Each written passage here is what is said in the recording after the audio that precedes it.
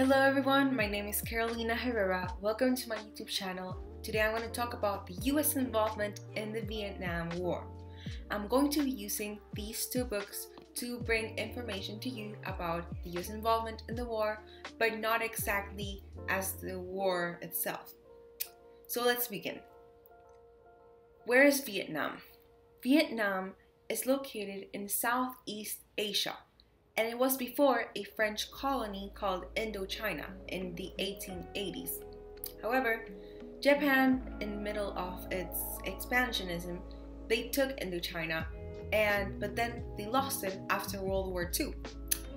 And the US had helped them lose this war, or lose this land, by supporting a guerrilla which was led by Ho Chi Minh, which is this man here. France then wanted the land back, so they had to fight against the guerrilla. First, Truman rejected it, Truman the US president, but then they seemed like a communist threat. Plus, Truman had lost China in 1949, and he did have the policy of containment, so any threat there was, he needed to intervene.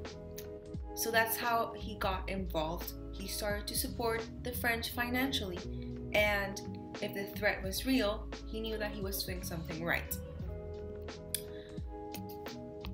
However, the French lost, and they had to sign the Geneva Accords in 1954. This Geneva Accords in here, in Geneva Convention, they tried to unify Vietnam and restore peace at last. And the UN would hold elections in the whole Vietnam. However, Eisenhower, who wasn't the president at the moment, saw this as if they were losing Vietnam. He begged Nixon, Vice President Nixon, so that he could convince Truman to not agree to these accords. However, they kind of did agree to it, but Eisenhower became president and he just said no to these accords. He wanted Vietnam's division in the 17th parallel, so there would be a North Vietnam and a South Vietnam, because he knew that if they hold elections by the UN, he knew that Ho Chi Minh would win the elections, and he was a communist leader. So the US acted with the CIA to support Diem, this leader, this man here, who's shaking hands with Eisenhower, and so that he could be the president of the South, and that way they canceled elections in 1955. The bad part in this, or the bad side of this, is that Diem was unpopular and repressive. So what happens next is that Ho Chi Minh infiltrates in the South with Viet Cong. So this is now a guerrilla that he has. And Eisenhower at the same time is strengthening the South's army, which is ARVN, who are these people here. And that's how Eisenhower's involvement began. In 1957, the Viet Cong attacked the North. And then Kennedy is now president, and he sends advisors to the war, to support the war. Kennedy had many things in his mind because he had been through many failures before, or right away after his election, like the Bay of Pigs in 1961, Berlin Wall, and he wanted to remain strong against the USSR. He did not want to seem soft. As he saw that Diem, the man that Eisenhower put in power, wasn't popular and stubborn, he decided to kill Diem in 1961. And that's how his involvement began. Then Kennedy was assassinated and L.B. Johnson became president, so he had to keep up with these confusing plans that Kennedy left behind. That's how the escalation of the war began. So what happens with L.B. Johnson is that he started the Rolling Thunder, and he sends troops in 1965. So it is the first time that they send troops to Vietnam. Sorry for the misspelling, it is troops. He did not want to lose the war, and he had the US prestige at stake because the US had committed to helping in Vietnam. He wanted to end the war, but he could not lose, the same way that Truman lost China in 1949. So it was pretty much a commitment trap. Then the Tet Offensive in 1968 happened, which was pretty much a moment of the war which they recorded, like they filmed it and the whole US could see it. So they lost popularity and the anti-war movement increased a lot. They did not want the war anymore. They saw how savage this was. They did not want to lose as many lives. So Johnson had to fight against the American public and Vietnam. I'm sorry for the misspelling here. So it was a war of two fronts, but he lost them and he became unpopular. No one wanted war anymore. That's how Nixon won. He promised to restore order. He promised to follow what other people talked about, which was to end the Vietnam War. And he did it by the Vietnamization. But now, what were the motives in the involvement? Now we're going to go a little bit back. So what were motives behind this involvement? So Truman sent money and equipment. He had the policy of containment to follow, and he feared that there would be a further expansion by the communists in this moment, such as they did in China and Korea. He did not want to lose Vietnam the same way that he lost China, and he was pretty much condemned and hated for it. And there was also the McCarthy pressure, where they pretty much criticized anyone who was soft on communism. Then there's Eisenhower, who was pretty much trapped in this commitment that Truman had got into. He sent money and he wanted the division of Vietnam. And he saw nothing wrong. He said that there were no troops, so as only French were dying, the US was fine. He also thought about the world balance of power and the domino theory, which is like this cartoon here, which is exactly like what Truman thought about the further expansion of communism, just that he made it into a theory, like easier to understand. He was also against the Geneva Accords, and he was part of the SEATO, which was an organization for collective security against communism in that region, with other countries that were not part of the region.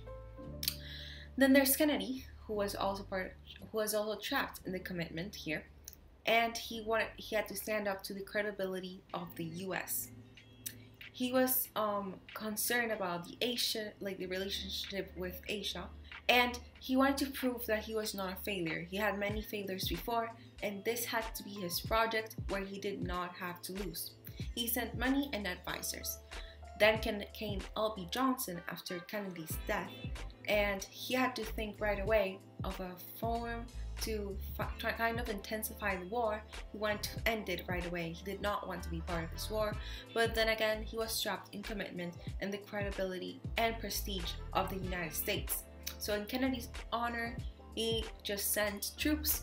He did the Rolling Thunder. He just pretty much intensified the war, and he said that they were winning, which was a lie, and that's how the US public also got pretty mad at him. So there are many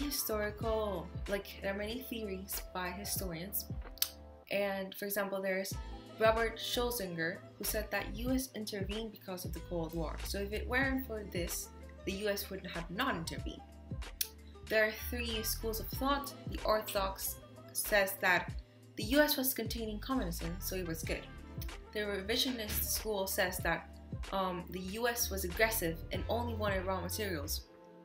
But the communism was a threat to global capitalist system, just as the domino theory kind of talked about it. So like they were only thinking about money.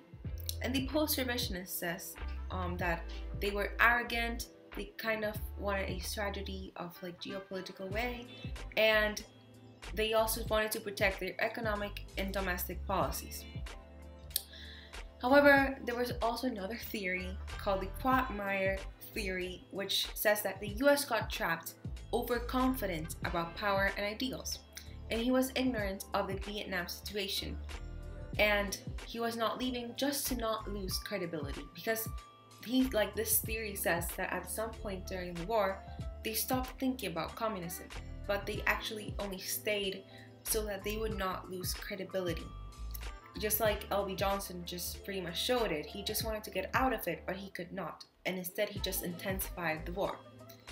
And then there's another historian called J. Shell, where they state that the dominant theory became a psychological doctrine of credibility, so that it was not that Vietnam was communism, like it would be contagious, but the US would lose credibility. There's also another theory, which is Stalemate theory, which just says that they kind of were in a war of credibility, and what shows this is that they did not say that they were being defeated. So by this lie, this just shows that they only cared about credibility. And then there's the commitment trap, where they say that like these presidents did not want to leave because they felt pressurized by the president before them. But now, who is to blame in this war? Like, who is guilty? Who actually involved the US in such a way in here? So I'm gonna look at each president and watch like each historian says about them according to the book, the history books. So first of all, Truman. David Anderson says that he did not get too involved there, so like he did not support the French colonialism, so it was not that bad. However, Mark Barnes says that he started it, so he was the guilty one. Then let's talk about Eisenhower. Stephen Ambrose says that he did not send troops, so he did good. However, there's Frederick Lodgebaugh, which says that it was justified because of the globalization of the Cold War. But then there's David Anderson, who says that he trapped everyone. Then there's Anthony Short, which says that it is his fault because he defied the Geneva Accords, who were about to unify Vietnam, which is in the end how the war ended. And then there's Lloyd Gardner, that he says that he was happy with Dulles to have a free space to play in after the French left. So like he just wanted war. That's pretty much what they said there. Now let's talk about Kennedy. So David Kaiser says that Kennedy did not want to send ground troops, and he resisted from everyone telling him to do so, which was fine. But Diem had his own conflict, and it was better to leave him alone. Ellen Hammer says that the assassination was the worst mistake ever. So he was the most important cause, but just because of the assassination, because he left his plans unfinished. And like maybe if he would have lived, he would have left the war, just as John Newman said. Then David Anderson says that he had many advisors. It would have been hard to get out of it. So like he disagrees with other historians. It was too public already. And then Frederick Lodgebaugh says that he would have disengaged when everyone hated Diem, but instead he killed him, which was a very terrible reason, and which pretty much trapped everyone else, or L.B. Johnson. And then Johnson, Lodgebaugh says that the blame's on him. It is pretty obvious why they say that, but it's because he sent troops there. But then there's David Schmitz, and he says that he was trapped, so for him, like he just did what he had to do. This is a debate, and no one really knows who is most guilty here. Maybe it is Truman because he started it all, or maybe it is Johnson because he sent troops. But after all, like Nixon just tried to get out of it with the Vietnamization, and he had a lot of trouble. There was a lot of chaos in the US. US citizens lost faith in the government, and there were too many deaths. It was too expensive. Vietnam did become communist. I'm sorry here for the spelling. So it was not contained, like the US did not contain communism in this moment. And the foreign policy changed as the US now tried to go toward a more peaceful way, like kind of negotiation style in the Cold War. They wanted to win the war, the Cold War, but they saw how terrible this war was and how the US was not going to support any other war. And as a conclusion, all that happened was that they were trapped in US credibility for a moment, and that's how the war became such a long one, and that's why there were so many casualties. That's why it was so expensive. Well, I hope that you understood this video, and if you liked it, please leave a thumbs up and subscribe to my channel.